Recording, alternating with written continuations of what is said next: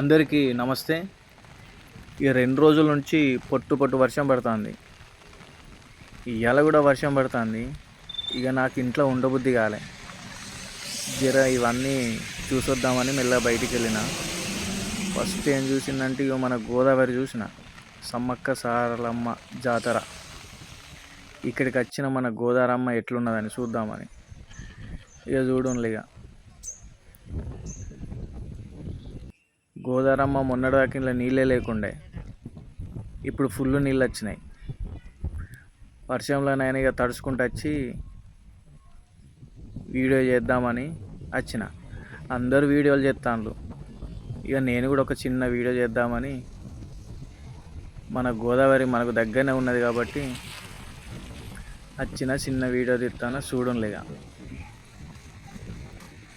వర్షం కొడితే ఎవరు బయటికి వెళ్ళారనుకున్నా కానీ నాలాంటి పిచ్చోళ్ళు చాలానే మంది ఉన్నారు. ఇక్కడికి వచ్చినాక తెలిసింది. ఇక నేనే వీడియో తీసి ఫస్ట్ నేనే పోస్ట్ చేస్తాను అనుకున్నా కానీ నాకన్నా తీసేటోళ్ళు బొచ్చడం మంది ఉన్నారు. నాకు కొంచెం చలి ఎక్కువనే. వర్షంలో తడితే చలి పెడుతుందని మెల్లగా వచ్చినా కానీ ఇక తప్పదు. ఇక చలి పెట్టినా కూడా తీద్దామని వచ్చిన. చూడు గోదావరమ్మ ఎంత అందంగా ఉందో. నిండు కుండలాగా ఉంది. మీకు ఇక్కడ నుంచి వెళ్ళి పరమేశ్వరుని చూపిస్తా. చూడండి. నేను ఫ్లైఓవర్ మీద ఉన్నా. ఇక జూమ్ చేసి చూపిస్తున్నా. అవి కనిపించే పరమశివుడు. అందరూ ఒకసారి స్మరించుకోండి. అంత శివ మహిమ. గోదావరి ఒడ్డున శివుడు ప్రత్యక్షమై కొలువై ఉన్నాడు. గోదావరమ్మ ఎంత అందంగా ఉంది. ఇక చూడండి. వర్షాన్ని కూడా లెక్క చేయకుండా వచ్చి అక్కడ నిలుసొని చూడబట్టే. వాళ్ళకి ఏం చెప్పుడు. వాళ్ళన్న కవర్లు వేసుకొని వచ్చింది కానీ నేనైతే ఒట్టి టీషర్ట్ మీదనే వచ్చిన. ఇక చూడండి. ఇక చలి ఘోరంగా పెడుతుంది నాకు.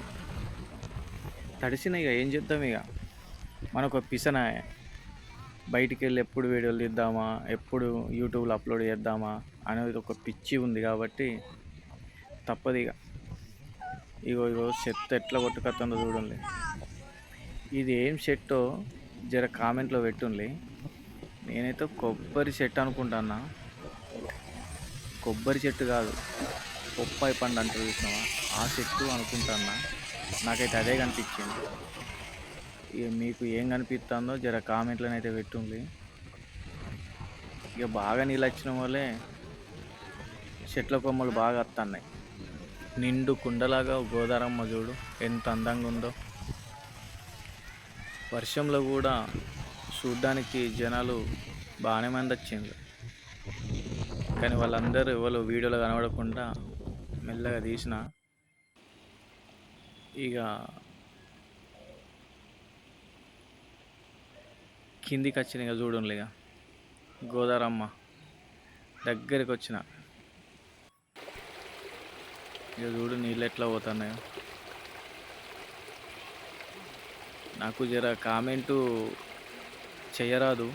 మెల్లగా చేద్దామని ట్రై చేస్తాను. వీడియోలు తీసేటోళ్ళు మంచిగా వాళ్ళు ముచ్చట పెట్టుకుంటా మంచిగా తీస్తారు. నేను ఇప్పుడిప్పుడు వాళ్ళని చూసి నేర్చుకుంటున్నా. జర ఏమనుకోకుండా ఏమైనా మిస్టేక్ అయితే ఏదో నా తరపున చిన్న వీడియో చేసి చూపిద్దామని చూపిస్తున్నా. ఇక రెగ్యులర్గా ఏదో ఒకటి తీసి పెడతాను. నేను ఎక్కడికి పోతే అక్కడ వీడియోలు తీయక చాలా రోజులే. ఇక తీస్తా, కంటిన్యూ చేస్తా. ఇక పక్కన పరమశివుడు ఉన్నాడు. ముందర పరమశివుడు ఉన్నాడు. 2 సంవత్సరాల క్రితము ఆ పరమశివుడు సగం నీటిలో మునిగిపోయాడు. లాస్ట్ ఇయర్ బాగా నీళ్ళు వచ్చినాయి. ఈసారి వర్షాలు తక్కువ ఉన్నట్టున్నాయి. నీళ్ళేమీ లేవు. చూడండి పరమశివుడు దగ్గరికి వచ్చి తీసా. ఓం నమ శివాయ, ఓం నమ శివాయ.